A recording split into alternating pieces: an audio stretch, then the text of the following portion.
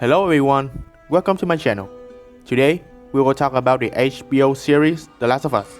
But we will not discuss about how the show is good or bad, but about how an existential problem in today's world is presented briefly in the first and second episode of the show, which is global warming.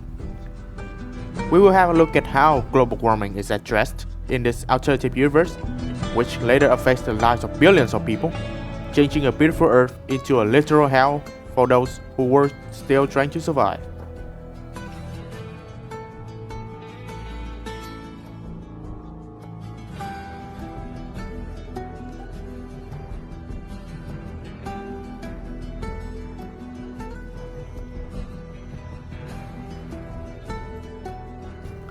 The Last of Us TV show, which premiered in 2022, is a live adaptation of the 2013 award-winning survival game with the same name, The Last of Us.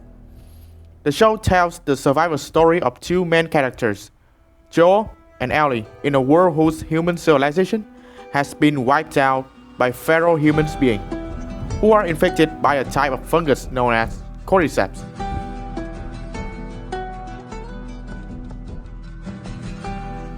The first episode of the show is titled When You're Lost in the Darkness, suggesting that there are some huge and dark events about to happen.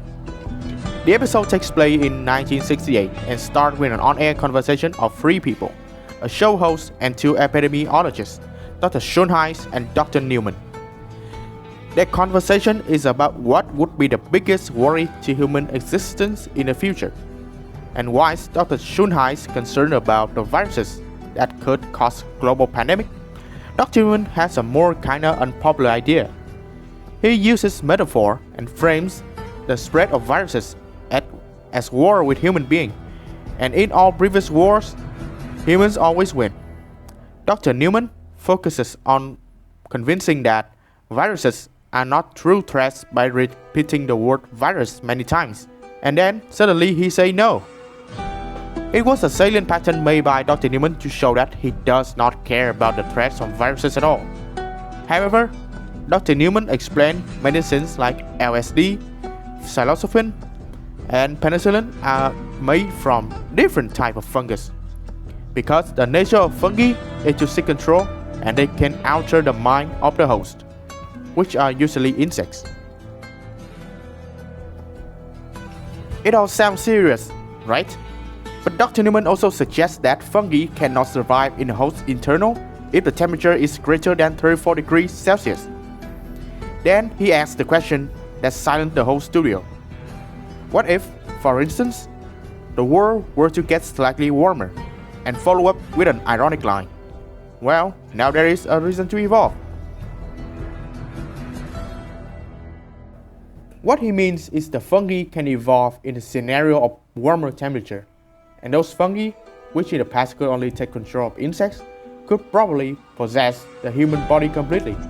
And again, Dr. Newman illustrates his horrifying idea using graphics and obsessing metaphors like billions of puppets, poisonous minds permanently fixed on one unifying goal, and spread the infection to every last human alive.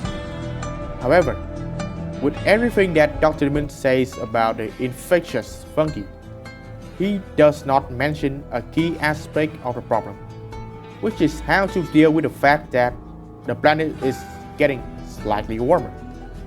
It could be the sole purpose of the movie writers to erase the solution completely so that the global infection becomes inevitable. In The Last of Us, the main extreme event throughout the whole show is the infection of cordyceps fungus to human being, turning a person into a feral creature with an ultimate goal of spreading more cordyceps to more hosts. That is how the human civilization falls to the hand of cordyceps. In fact, cordyceps is a real type of fungus that we have in our world, and it has the ability to infiltrate and take over insects' body, making the poor host surrender under the fungus well. However, scientists of our world have concluded that cordyceps can never be a threat to the human mind. So, in The Last of Us, we can safely say that the power of cordyceps is hugely exaggerated.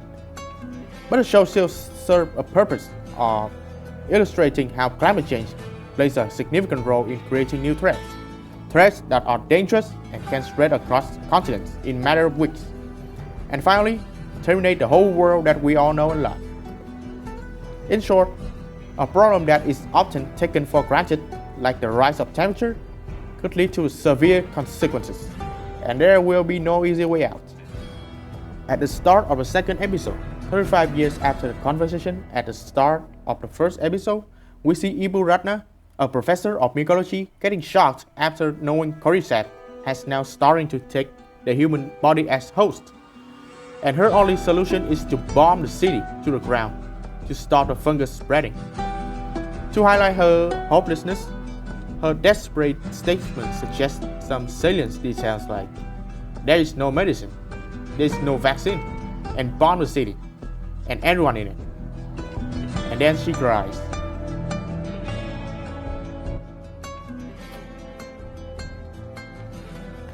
In fact, all governments in the Last of Us universe flattened the cities as the last resort, but they could not stop the spread of cordyceps. It shows that in the situation of an extreme event, humans could also make extreme resolution, and when it fails, nature starts to reclaim what was lost to human. In the show, we can see nature covering buildings, streets, and vehicles. It can easily be seen as a visual representation of the potential for climate change to have devastating effects on human civilization.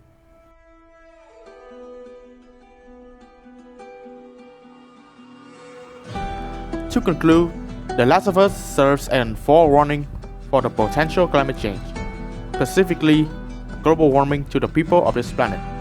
The show silently framed global warming as the cause of a devastating and infectious disease to humans, making it more prominent in terms of ecological consequences, while simultaneously exaggerating its effect into an apocalyptic narrative.